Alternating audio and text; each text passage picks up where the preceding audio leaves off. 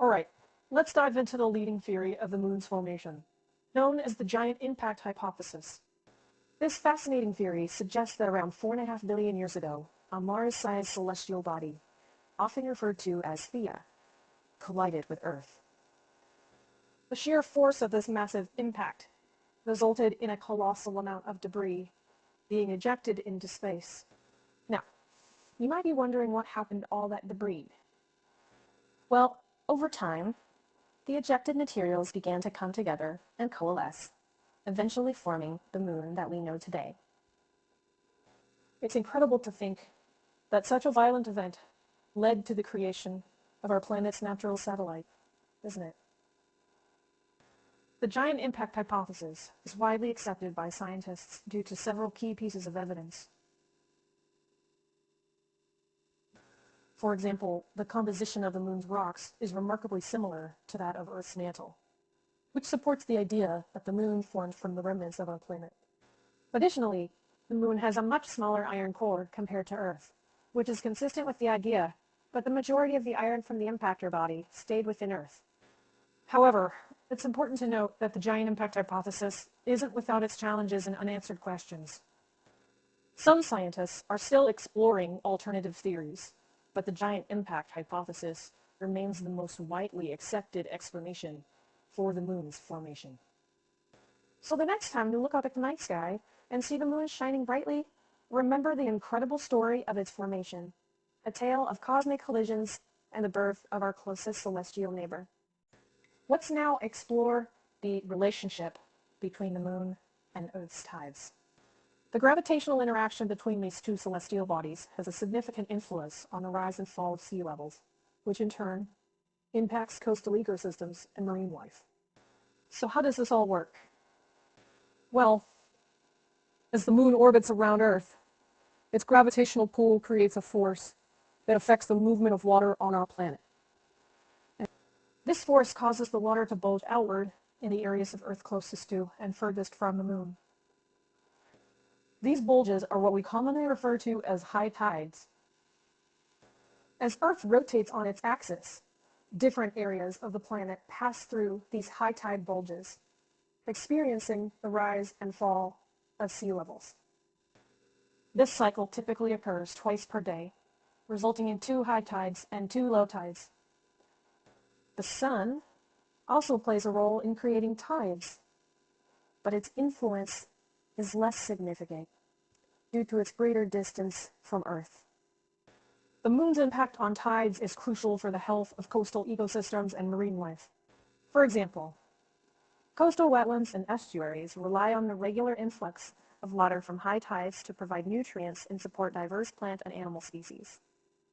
Many marine organisms, such as fish and crustaceans, have adapted their behaviors to the tidal cycle, using the changing water levels to their advantage for feeding and breeding. Additionally, tides play a vital role in shaping our coastlines through processes like erosion and sedimentation. These dynamic processes create unique habitats, such as tidal pools, which support a wide range of biodiversity.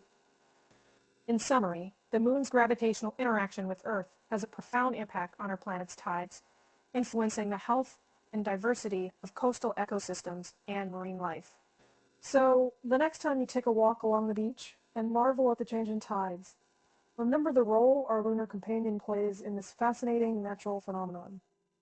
Now, let's investigate the role of the moon in stabilizing Earth's axial tilt. This might not be something you think about every day, but it's actually crucial in maintaining a relatively stable climate, which in turn enables the existence of diverse ecosystems and life on our planet. To begin with, let's talk about Earth's axial tilt. Our planet's axis is tilted at an angle of approximately 23.5 degrees relative to its orbit around the sun. This tilt is responsible for the change in seasons we experience throughout the year, as different parts of Earth receive varying amounts of sunlight. So, where does the moon fit into all of this? Well, the moon's gravitational influence on Earth helps to stabilize our planet's axial tilt. Without the moon, Earth's tilt could wobble more dramatically over time, leading to significant changes in climate and potentially making it much more difficult for life to thrive. To give you an idea of how important this stabilizing effect is, consider the planet Mars. Mars has a much more unstable axial tilt than Earth, and its tilt can vary between 13 and 40 degrees over millions of years. This instability contributes to Mars's extreme climate fluctuations and its current inhospitable conditions.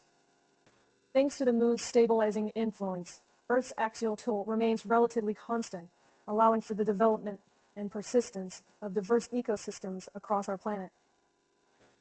From the lush tropical rainforests to the frozen polar regions, the moon plays a significant role in maintaining the delicate balance of conditions necessary for life to flourish. In conclusion, the moon's role in stabilizing Earth's axial tilt is an essential factor in maintaining our planet's climate stability and supporting the wide variety of ecosystems and life forms that call Earth home. Now let's learn about lunar and solar eclipses, the fascinating celestial phenomena that occur when the moon, Earth, and sun align, casting shadows that result in temporary darkness on Earth's surface. First, let's talk about lunar eclipses.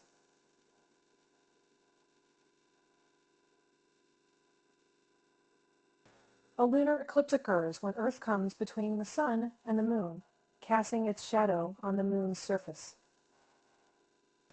This can only happen during a full moon, when the alignment is just right.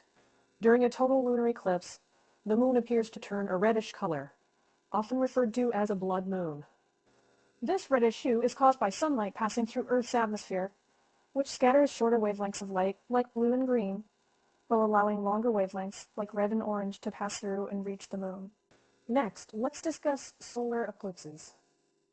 A solar eclipse occurs when the moon comes between the sun and Earth, casting its shadow on Earth's surface.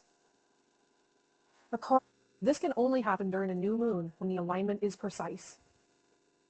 There are three types of solar eclipses: total, partial, and annular. A total solar eclipse is the most dramatic, as the moon completely blocks the sun's light, turning day into night for a brief period.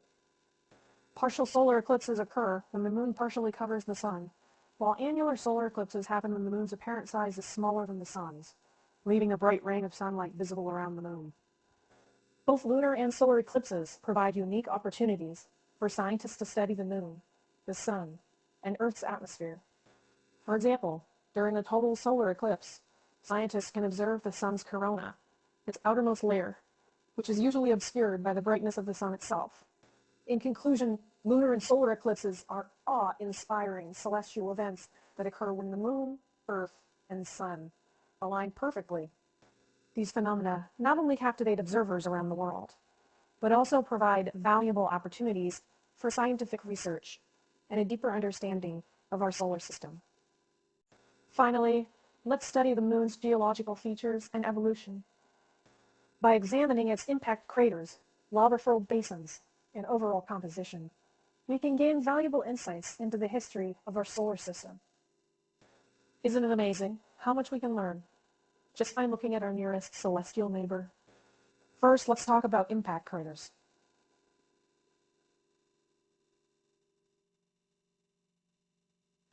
The moon's surface is covered in countless craters, which were created by the high-speed collisions of meteoroids, asteroids, and comets throughout its history.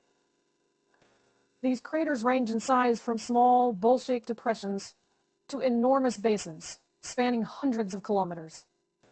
The largest and most prominent impact basin on the moon is the South Pole Aitken Basin, which measures approximately 2,500 kilometers in diameter. By studying these craters, we can learn about the frequency and intensity of impacts in the early solar system. Next, let's discuss the lava-filled basins, also known as lunar maria. These dark, flat areas on the moon's surface were formed when lava erupted from the lunar interior and filled the low-lying basins created by large impacts. The maria are predominantly found on the near side of the moon, facing Earth. By analyzing the composition and age of the rocks in these regions, scientists can gather information about the moon's volcanic history and its internal structure. Finally, Let's consider the moon's overall composition. The moon is made primarily of silicate rocks, similar to those found in Earth's mantle. Its crust is predominantly composed of a type of rock called anorthosite, while the maria are primarily made of basalt. Anorthosite, the moon's core, however, is much smaller and less iron-rich than Earth's core. By studying the moon's composition, we can learn about its formation and the processes that have shaped it over time. In conclusion, the moon's geological features and evolution offer a window into the history of our solar system. By examining its impact craters, water-filled basins, and overall composition, we can gain a deeper understanding of the forces that have shaped not only our moon, but also the planets